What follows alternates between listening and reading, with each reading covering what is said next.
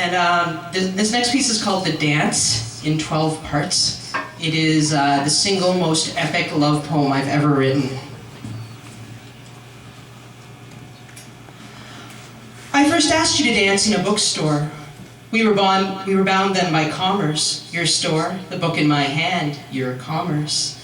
Until I said, coffee? A proposition to waltz through the aisles, a proposition towards more than addiction with the single word, coffee. I was proposing seduction, but the coffee was corporate. Starbucks, Starbucks, Starbucks, it's damn well time that that horrible place start paying me back. It stands to reason and reasonable thought that that caffeine dispensing giant give me a new moment, a new memory after buying out not one but two, three of my childhood haunts and turning them into Starbucks, Starbucks, another goddamn Starbucks. We had lattes, and I stopped being angry. Caffeine led to phone calls, and not just because it kept me up at night.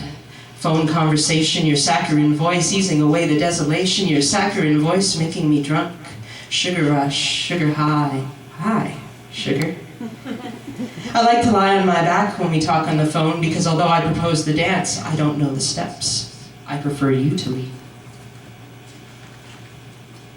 And take me on this trip we've started over a word that was heard over customers' conversation and the falling of books. One word that fell in the company of so many, accompanied by plenty. You assured me that love between writers would always be divine because you could caress the words as if they were mine. And writers, in principle and unproven practice, always know the right things to say. I only needed one word, one beverage, one addiction uttered in 2 short syllables. Coffee? More a proposition than a question. Mexican, Italian, German, Chinese, I tasted all of these with you, on you. When I kissed you, it was as if the whole world rushed in waves and a flood. All at once, you were everything and nothing. You were the beauty of discovery and the discovery of beauty. You filled me up with worlds and words and breath, sweet breath like life never before tasted so sweet, sweet, heavy, anticipatory breath. And then you pulled me to my feet and we began the dance. The words were absent, but physicality forgave the words. Sometimes silence can be divine, especially for 2 writers who've never known peace. From the constant words bleeding from the pen and the sound of their own voices, telling stories, telling stories, telling stories. I want to stop telling stories and start living them. Living. Living. Living is born of life, and it is something that is done within it. Were there no life, then neither would the word living exist, nor would any living be done. We are given life that so we may learn to live, and life is short for lifetime, and this is the time of our lives. This is the time of my life. Time. I have all the time in the world to give you, if you ask. And we dance. Our life force flowing out from your hands to my hips, from your lips to my lips. And we twist in elaborate motion. My body moves in a rhythm that complements your own. You lead, you speak.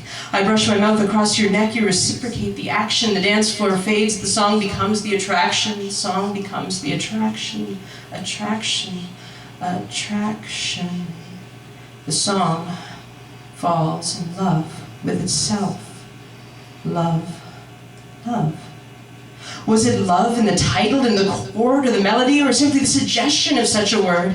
Was it love that was sung by the angels in heaven? Was it love that inspired the first art, any art, the art of us? Was it love that made my body conduct your electricity, that made my toes curl, fingers curl, dreams unfurl, the first time our dance led to a kiss, to the joining of 2?